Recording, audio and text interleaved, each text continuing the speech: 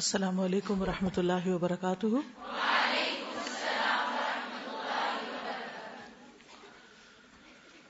نحمده ونصلی علی رسولہ الکریم، اما بعد فاعوذ باللہ من الشیطان الرجیم، بسم اللہ الرحمن الرحیم، رب اشرح لی صدری ویسر لی امری واحلل عقدۃ من لسانی یفقہوا قولی۔ آج ہم انشاءاللہ سونے کے آداب اور اذکار پڑھیں گے۔ سونے کے وقت پر سونا۔ هو الذی جعل لکم اللیل لتسکنوا فیہ والنہار مبصرا ان فی ذلک لآیات لقوم یسمعون۔ وہی تو ہے جس نے تمہارے لیے رات بنائی تاکہ تم اس میں آرام کرو، اور دن کو روشن بنایا تاکہ اس میں کام کاج کرو۔ اس میں بھی ان لوگوں کے لیے کئی نشانیاں ہیں جو سنتے ہیں۔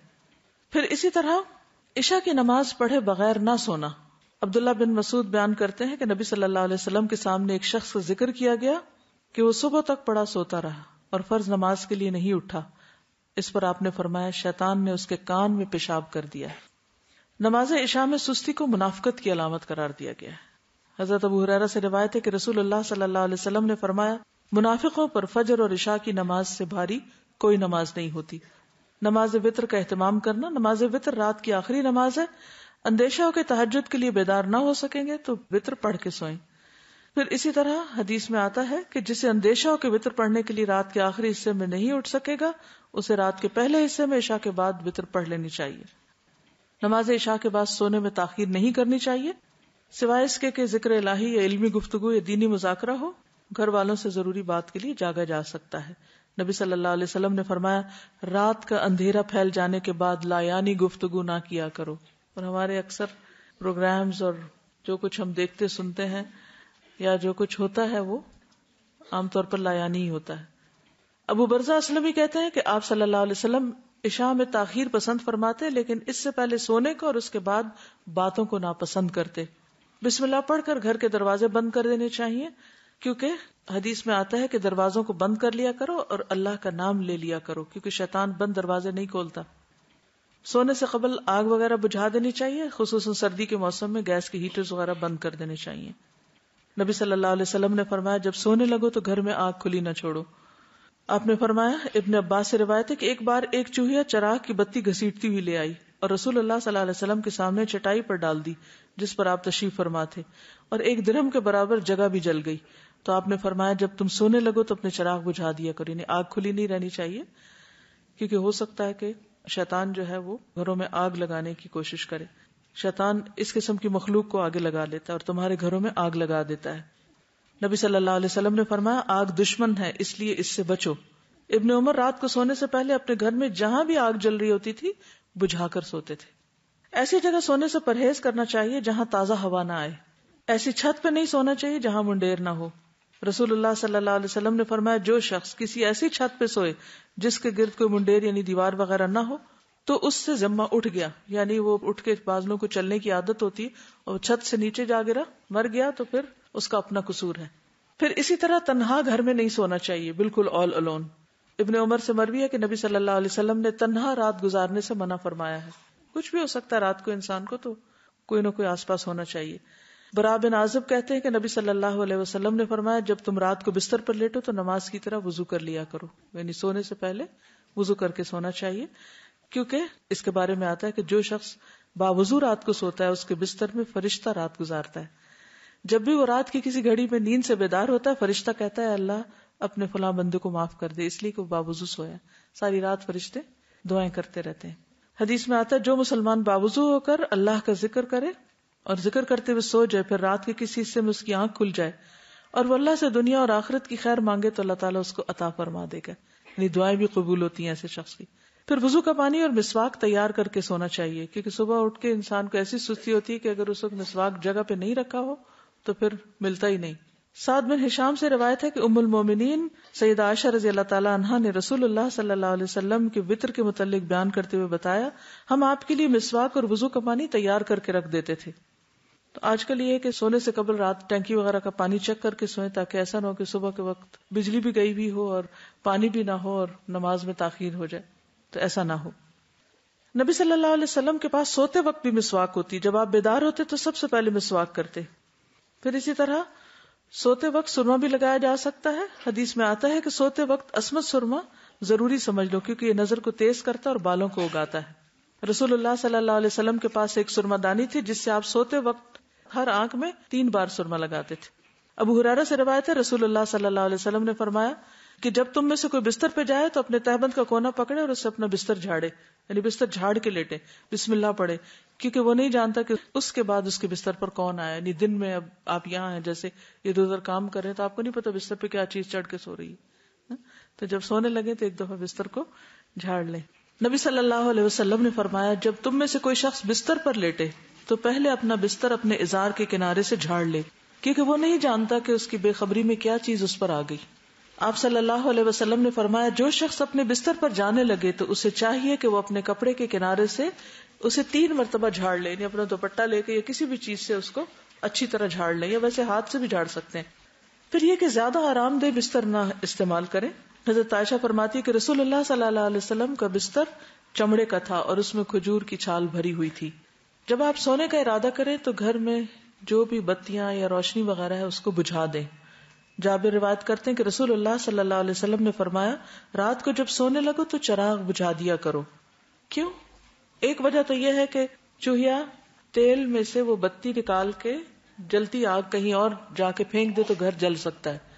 ایک اور ریزن بھی ہو سکتی ہے روشنی گل کرنے کی، انرجی سیو کرنے کے علاوہ اس میں ہیلتھ کا ایک بہت اہم نقطہ چھپا ہوا ہے.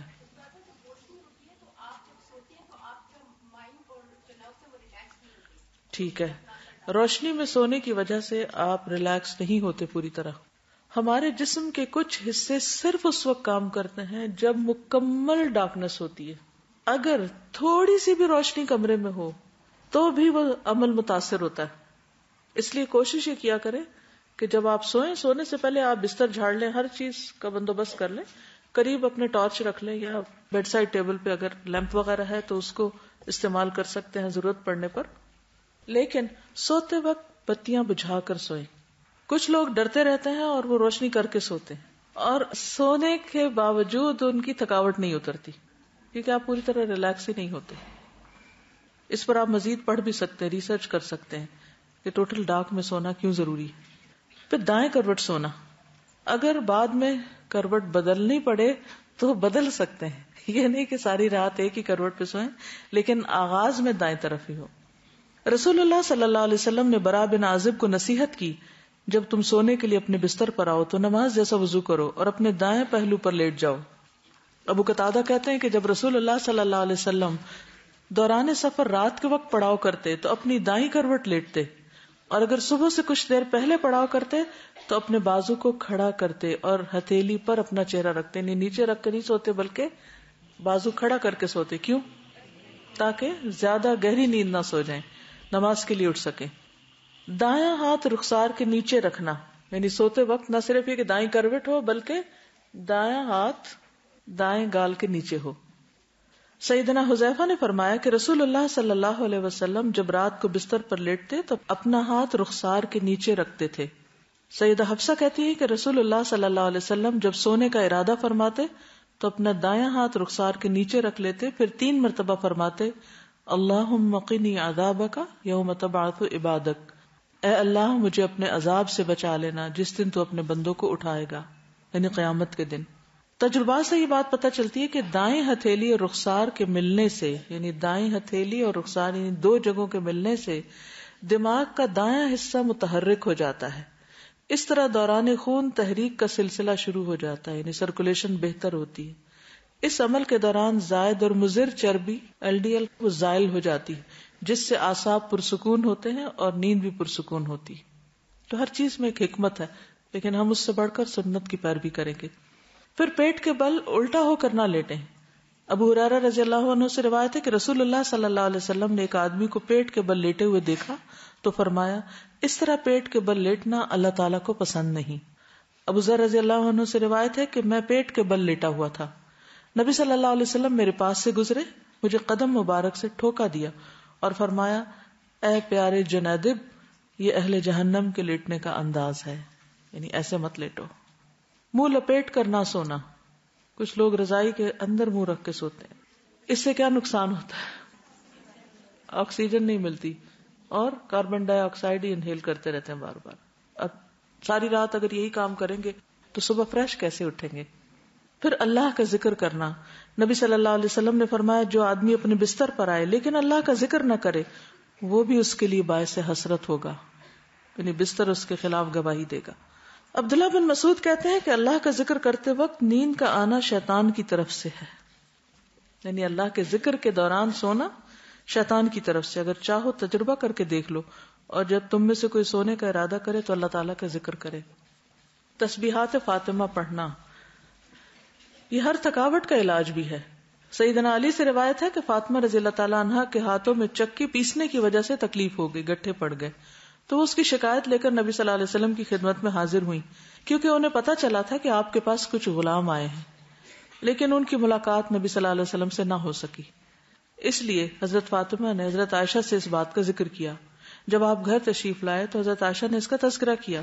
حضرت علی بیان کرتے ہیں پھر آپ ہمارے ہاں تشریف لائے، ہم اس وقت اپنے بستروں پر لیٹ چکے تھے، ہم نے اٹھنا چاہا تو آپ نے فرمایا تم دونوں لیٹے رہو. پھر آپ میرے اور فاطمہ کے درمیان بیٹھ گئے. میں نے آپ صلی اللہ علیہ وسلم کے قدموں کی ٹھنڈک اپنے پیٹ پر محسوس کی. پھر آپ نے فرمایا تم دونوں نے جو چیز مجھ سے مانگی ہے کیا میں اس سے بہتر چیز نہ دوں، کیا اس سے بہتر بات نہ بتاؤں؟ جب تم اپنے بستر پر لیٹ جاؤ تو 33 بار سبحان اللہ، 33 بار الحمدللہ اور 34 بار اللہ اکبر کہو، یہ تمہارے لیے خادم سے زیادہ بہتر ہے. اس میں کیا سیکھنے کی بات ہے کہ جب بچے کو مطالبہ لے کر آئے تو کیا کرنا چاہیے؟ ان کی توجہ اس سے بہتر بات کی طرف کر دینی چاہیے. یعنی اگر آپ نے کچھ نہ دینا ہو تو ایک اچھی بات ہی بتا دیں. عموماً ہم کیا کرتے ہیں جب ہم بچوں کو کچھ دینا نہیں چاہتے تو پھر کیا کرتے ہیں؟ ڈانٹ ڈپٹ کو بھیج دیتے ہیں. تو بہتر ہے کہ کوئی اچھی بات بتا دیں ان کو. آیت الکرسی پڑھنا. آیت الکرسی شیطان سے محفوظ رکھنے والی آیت ہے. وہ مشہور روایت جس میں سیدنا ابی ابن کعب اپنے والد سے روایت کرتے ہیں کہ ان کے کھجوروں کے کھیت تھے، وہ اس میں کمی دیکھتے، یعنی ان کی چوری ہوتی تھی. ایک رات انہوں نے چور پکڑ لیا. وہ ایک جانور سے مشابہ ایک نوعمر لڑکا تھا، جانور جیسی شکل تھی. انہوں نے سلام کیا تو اس نے جواب دیا. پوچھا تم کون ہو، جن ہو یا انسان؟ اس نے کہا میں جن ہوں. انہوں نے کہا اپنا ہاتھ میری طرف بڑھاؤ. اس نے اپنا ہاتھ بڑھایا. اس کا ہاتھ کتے کے ہاتھ کی طرح تھا، بال کتے کے بال کی طرح تھے. انہوں نے پوچھا کیا اس طرح جنوں کی تخلیق ہوئی، یعنی ایسی شکل ہوتی ہے؟ اس نے کہا میں یہ جانتا ہوں کہ جنوں میں مجھ سے زیادہ شدید اور کوئی نہیں. یعنی یہ نہیں بتایا لیکن کہا کہ میں ایک قوی جن ہوں. انہوں نے کہا تم میرے پاس کیوں آئے ہو؟ اس نے کہا مجھے خبر ملی ہے کہ تم صدقہ کرنا بہت پسند کرتے ہو تو میں تمہارے کھانے میں سے اپنا حصہ لینے آیا ہوں. انہوں نے کہا کیا چیز تم سے بچا سکتی ہے؟ اس نے کہا وہ آیت جو سورۃ البقرہ میں ہے، یعنی آیت الکرسی. لفظ نہیں آیت الکرسی بولا. جو کوئی اس کو رات کے وقت پڑھے گا وہ صبح تک مجھ سے پناہ میں رہے گا، اور جو صبح اسے پڑھے گا وہ رات تک مجھ سے پناہ میں رہے گا. پھر جب صبح کو انہوں نے اس بات کا ذکر نبی صلی اللہ علیہ وسلم سے کیا تو آپ نے فرمایا اس خبیث نے سچ کہا. آپ کی تو نہیں کبھی چوری ہوئی؟ کوئی چیز کم تو نہیں ہوئی؟ عام طور پر جب کوئی چیز چوری ہو جاتی ہے یا کم ہو جاتی ہے تو ہم صرف انسانوں پر ہی شک کرتے ہیں. اس میں ایک احتمال یہ بھی رکھیے کہ شیاطین ہیں یا شیطانوں کے چیلے ہیں جو یہ کام کرتے ہیں. تو ان سب سے بچنے کے لیے کیا کرنا چاہیے؟ جی ہاں،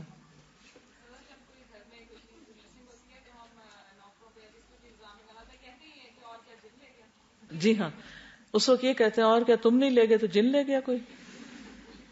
اب آپ دیکھیے کہ یہ ایک صحیح روایت ہے اور اس سے پتہ چلتا ہے کہ وہ آپ کے کھیتوں میں سے کچھ چرانے کے لیے آیا تھا. تو رات سوتے وقت ہم تو سو جاتے ہیں، بے ہوش ہو جاتے ہیں، ہمیں کیا خبر کہ کیا ہو رہا ہے آس پاس. تو ان چیزوں کی حفاظت اللہ ہی کرتا ہے، لہٰذا اللہ کے نام سے ہر ایک کو اللہ کی امان میں دے دینا چاہیے. میں یہ بتانا چاہ رہی ہوں کہ ابھی جب یہ واقعہ بیان ہو رہا تھا تو میرے جسم کے رونگٹے بھی کھڑے ہو گئے کہ میں یہ سوچ رہی تھی کہ 2 ماہ پہلے میرے پاس ایک بچی کام کرتی تھی اور وہ چلی گئی اور اس کے گھر والے بھی قریب رہتے تھے. اور جب وہ چلی گئی تو اس کے جانے کے بعد ہم نے دیکھا کہ میرے کچن میں چاول کی بوری ہے جو آدھی خالی ہو گئی ہے، اور اب اس کے جانے کے بعد 2 ماہ میں اس کا 1/4 بھی حصہ ختم نہیں ہوا. اور ابھی رات کو بھی ہم یہی بات کر رہے تھے کہ اب دیکھا بھی نہیں، پوری طرح یقین سے بھی نہیں کہہ سکتے، لیکن ایک دم سے اچانک وہ آدھی بھوری کہاں چلی گئی. اور اب چونکہ جب بچی گھر میں ہوتی ہے تو ہم ملازمہ کے اوپر انحصار بھی زیادہ کرتے ہیں، اور یہ بھی بہت ممکن ہے کہ میں نے آیت الکرسی بھی نہ پڑھی ہو، لیکن اب مجھے لگ رہا ہے کہ مجھے اس کا بری ذمہ کر دینا چاہیے، کیونکہ یہ بھی ممکن ہے. ہو سکتا ہے کہ جس کو ہم چور کہہ رہے ہوں چور نہ ہو، اور اس طرح ہمارے عمل نہ برباد ہو جائیں، کیونکہ بعض گمان گناہ ہوتے ہیں. ان بعض الظن اسم، تو یہ ایک احتمال ہے.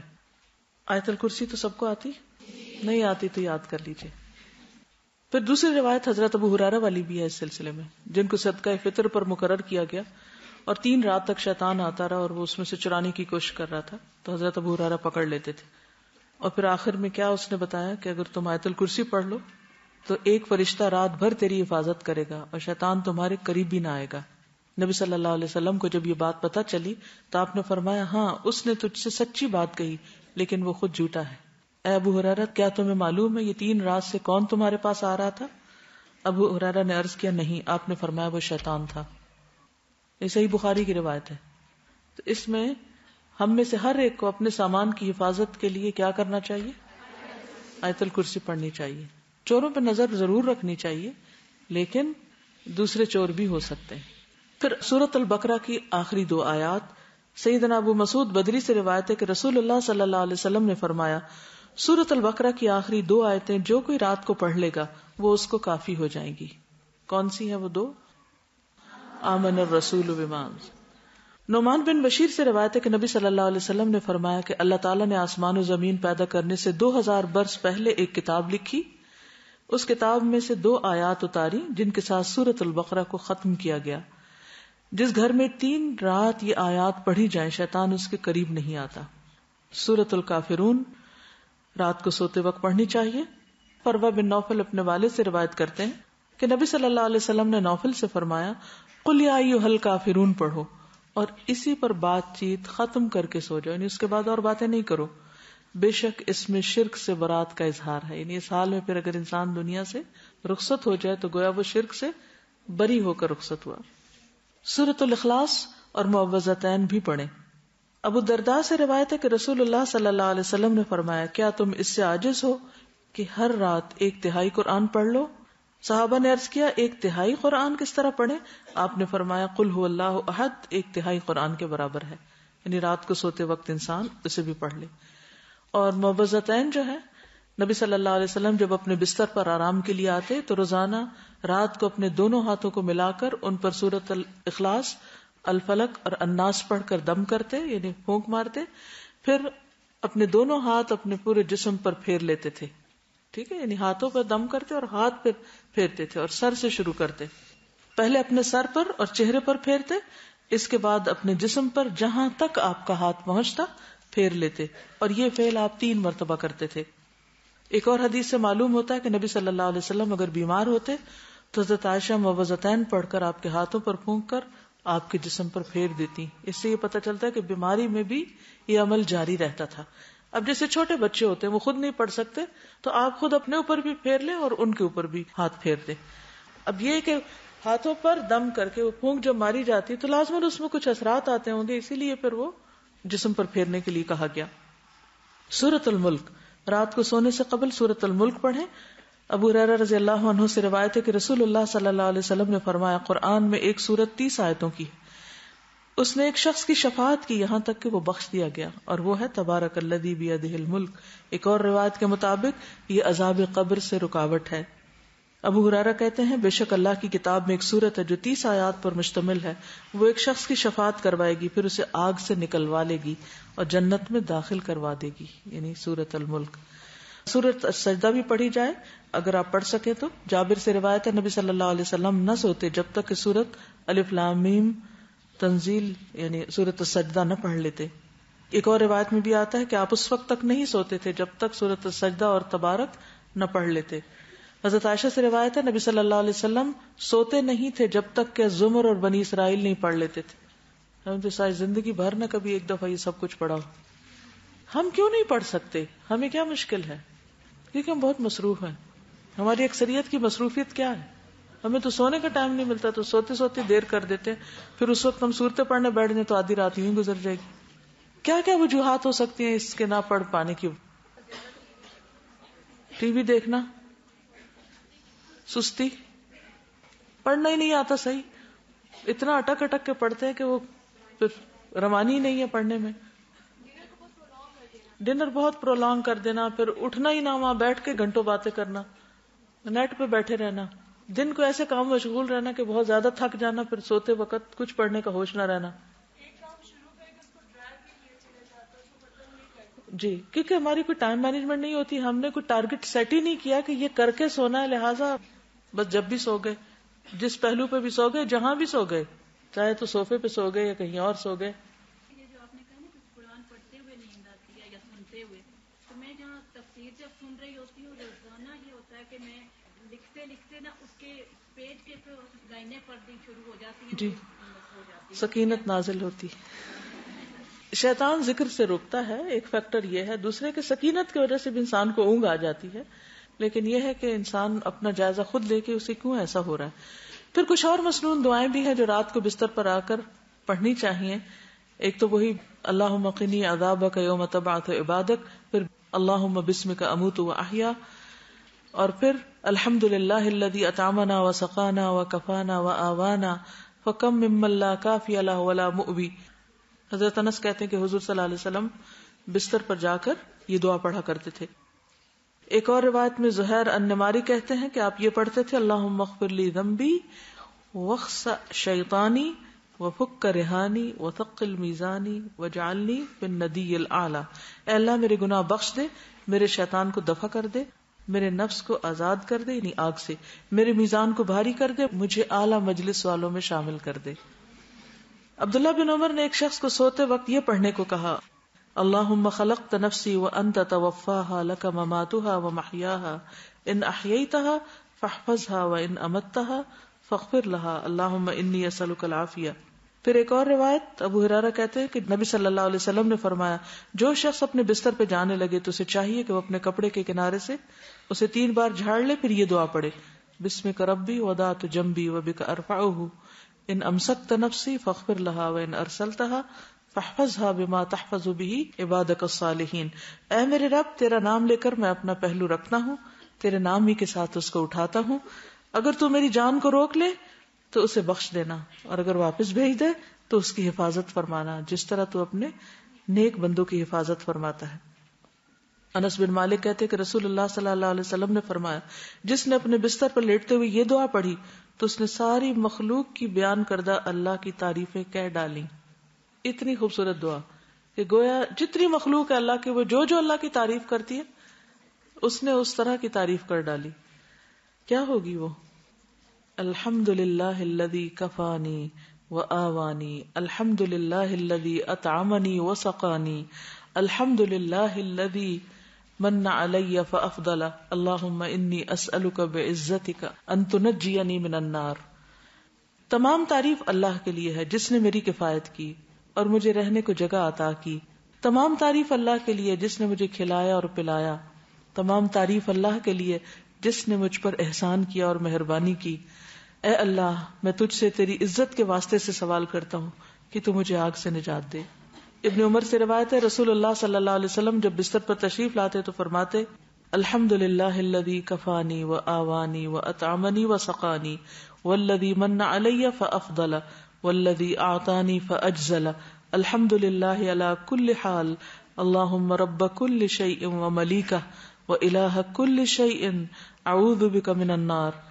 تمام تعریف اللہ کے لیے ہے جس نے میری کفایت کی اور مجھے رہنے کو جگہ عطا کی، مجھے کھلایا اور پلایا، اور وہ ذات جس نے مجھ پہ بہت احسان کیا اور بہت زیادہ کیا، جس نے مجھے دیا اور بہت خوب دیا. ہر حال میں اللہ کی تعریف. اے اللہ، اے ہر چیز کے پالنے والے اور اس کے مالک، اے ہر چیز کے معبود، میں آگ سے تیری پناہ چاہتا ہوں.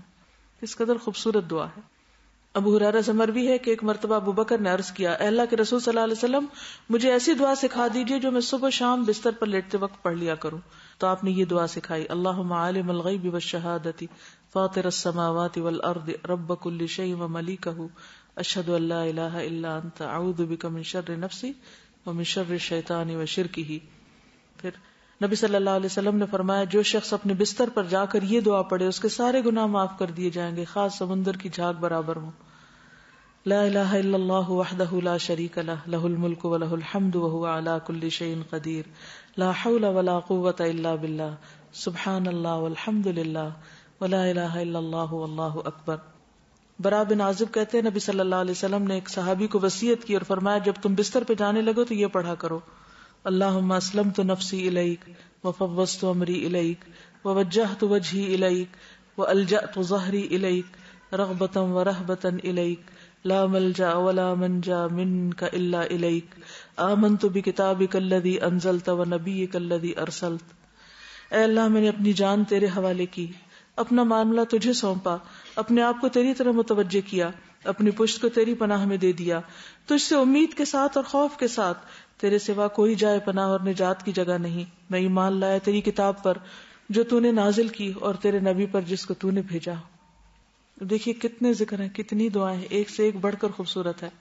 سیدنا سہیل سے روایت ہے جب ہم میں سے کوئی سونے لگتا تو ابو صالح کہتے دائیں کروٹ پہ سو جاؤ اور یہ دعا پڑھو اللہم رب السماوات ورب الارض ورب العرش العظیم ربنا ورب کل شیء فالق الحب والنوى ومنزل التوراة والانجیل والفرقان اعوذ بک من شر کل شیء انت آخذ بناصیته اللہم انت الاول فلیس قبلک شیء وانت الآخر فلیس بعدک شیء وانت الظاہر فلیس فوقک شیء وانت الباطن فلیس دونک شیء اقض عنا الدین واغننا من الفقر. نیند آنے تک ذکر کرتے رہیں. ربیہ بن کعب اسلمی کہتے ہیں میں دن کے وقت نبی صلی اللہ علیہ وسلم کی خدمت کرتا، جب رات ہو جاتی تو میں آپ کے دروازے پر جا کر رات گزارتا، میں آپ کو ذکر کرتے ہوئے سنتا رہتا، آپ سبحان اللہ سبحان اللہ سبحان ربی پڑھتے رہتے یہاں تک کہ میں اکتا جاتا اور مجھ پہ نیند کا غلبہ آ جاتا اور میں سو جاتا. رات کو پہلو بدلتے وقت لا الہ الا اللہ الواحد القہار رب السماوات والارض وما بینہما العزیز الغفار.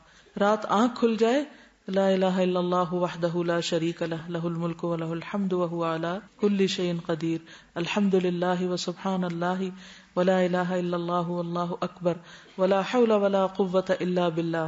پھر کہے اللہم اغفر لی، یا کوئی دعا کرے تو اس کی دعا قبول ہوگی. اگر بستر سے اٹھ کر وضو کرے اور نماز پڑھے تو نماز قبول ہوگی. پھر برا خواب آ جائے تو دعا پڑھیے اعوذ باللہ من شر الشیطان وشرہا. پھر نیند میں ڈر جانے پر بھی دعا پڑھے اعوذ بکلمات اللہ التامات من غضبہ وعقابہ وشر عبادہ ومن ہمزات الشیاطین وان یحضرون. زبانی یاد کر لیں ورنہ رات کو اٹھ کے لائٹ آن کر کے کہاں سے ڈھونڈ کے پڑھیں گے. نیند میں ڈر جائیں تو پڑھیں اعوذ بکلمات اللہ التامات من غضبہ وعقابہ وشر عبادہ ومن ہمزات الشیاطین وان یحضرون. پھر اسی طرح خالد بن ولید کہتے ہیں میں رات کو نیند میں گھبرا جایا کرتا تھا تو نبی صلی اللہ علیہ وسلم کی خدمت میں حاضر ہوا تو میں نے عرض کی میں رات کو نیند میں ڈر جاتا ہوں تو میں اپنی تلوار اٹھا لیتا ہوں اور جو چیز سامنے آتی ہے اسے مار ڈالتا ہوں. آپ نے فرمایا کیا میں تمہیں وہ کلمات نہ سکھاؤں کہ جو روح الامین نے مجھے سکھائے؟ میں نے کہا کیوں نہیں. آپ نے فرمایا کہو اعوذ بکلمات اللہ التامات التی لا یجاوزہن بر ولا فاجر من شر ما ينزل من السماء وما يعرج فيها ومن شر فتن الليل والنهار ومن كل طارق الا طارقا يطرق بخير یا رحمان. اسی طرح ایک اور روایت میں ہے رسول اللہ صلی اللہ علیہ وسلم نے فرمایا جو رات میں تکلیف اور مشقت اٹھانے سے گھبرائے اور ڈرے کہ دشمن اس سے لڑے تو وہ کثرت سے یہ کلمات پڑھے سبحان اللہ والحمد للہ ولا الہ الا اللہ واللہ اکبر وآخر دعوانا ان الحمد للہ رب العالمین. سبحانک اللہم وبحمدک اشہد ان لا الہ الا انت استغفرک واتوب الیک. السلام علیکم ورحمۃ اللہ وبرکاتہ.